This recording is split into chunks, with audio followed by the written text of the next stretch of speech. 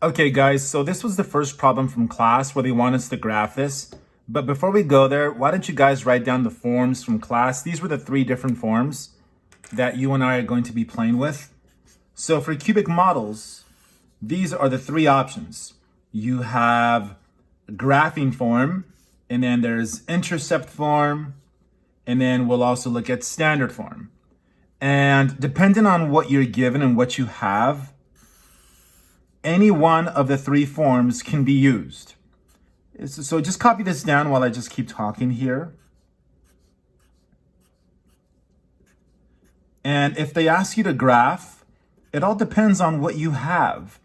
So for instance, let's go back to the main problem here. So we want to graph this on here. And it is recommended that you make a table of values. But before you do that, we have to find the inflection point. So what you always do is copy and paste the inside, set it equal to 0 and solve. So -4, that's the value of h. And that h value you place in the middle of your table. So again, whatever the inside is, set it equals 0, solve, and that's h. And then k is always given to you for free. That's going to be -2. So that's how you find hk, like that.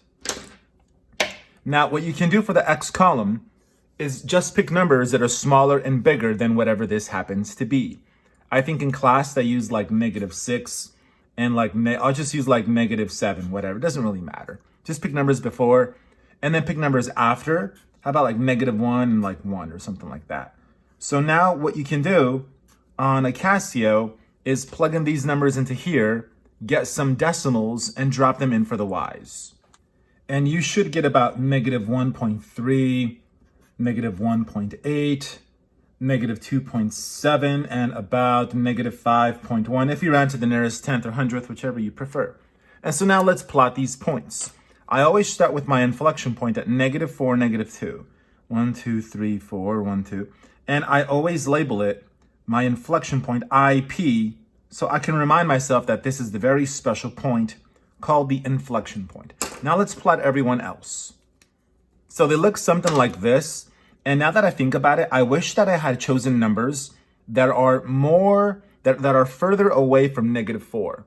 It's always nice to pick some numbers that are close and then a couple numbers that are far away. So that way you get a better idea as to how to connect the dots. I can tell you just from experience that the points would look like this if you had more of them. It would look like that. It would look something like this. So this is what a cubic function can look like. And this is your inflection point. I'll just call it IP. And what's cool about it is that if I could sort of like grab a hammer and a nail, and if I could just put the nail on the inflection point and nail it down, if I were to flick it like that, it would spin. Watch, I'll even do it on paper. So look at the graph like this. And if I rotate the paper upside down,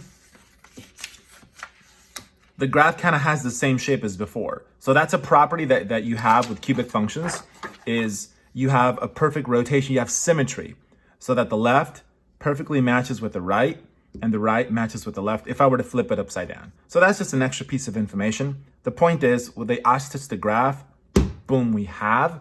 Let me say a couple more things about this. Notice that A is negative, so you have negative orientation. If A had been positive, you would have seen positive orientation. Also, they wanted domain and range. And so for domain, we know what to do, like that. And then recall that domain is left to right. How far to the left does this graph go? How far to the right does the graph go? The graph goes left and right forever, because this goes not just up, but also to the left. So it's -infinity to +infinity. The graph goes left forever, and it goes to the right forever. How about range? Range is lowest to highest. What is the lowest point that this graph reaches? This graph goes down forever. It also goes up forever. So that's also -infinity to +infinity. And since they are infinities, you don't have the little equality symbols. And then I was telling the class, anytime you have -infinity to +infinity, that's the same thing as saying all real numbers. That's the same thing. And then as it turns out, there's actually a symbol that we use in math class that represents the idea of all real numbers. And it looks like a double bar with a capital R. Double bar, capital R. So anytime you have an answer that is all real numbers, you could just use that symbol instead. You don't have to write all three types. Just give me any one because all three of these mean the same thing. And this was the next example that we did in class. And the goal here is to state the coordinates of the y-intercept. So right away, I'm going to remind myself that this here, that is my goal, the y-intercept coordinates. And so if you guys remember, we have three different equations. So which of the three equations are we going to use to play with? Because you have to pick an equation. Because if you want the y-intercept, you need an equation. Well, based on what I have my three x-intercepts. So because of that, I am motivated to use my intercept form equation. And so what we can do is we can take -10 and plug that in for P, -6 go in for Q, and 1 can go in for R. You could also mix and match them. It doesn't really matter. Regardless of which one goes in for which, this is what you get.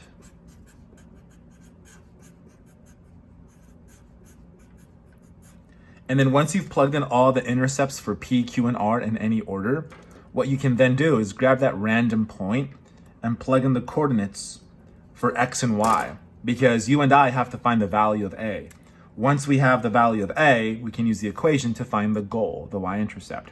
So to find A, plug in the random point in for X and Y.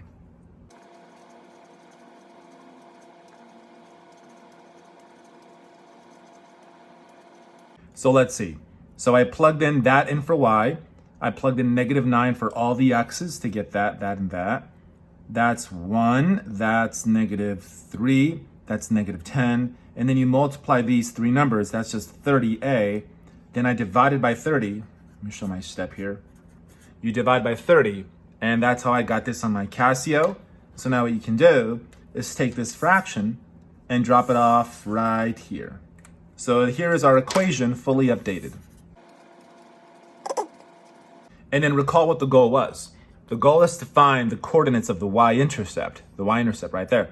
Recall from like the first week of school, if you want to find the y-intercept, you have to set all the x's equal to 0. So you plug in 0 for all the x's. And so we get...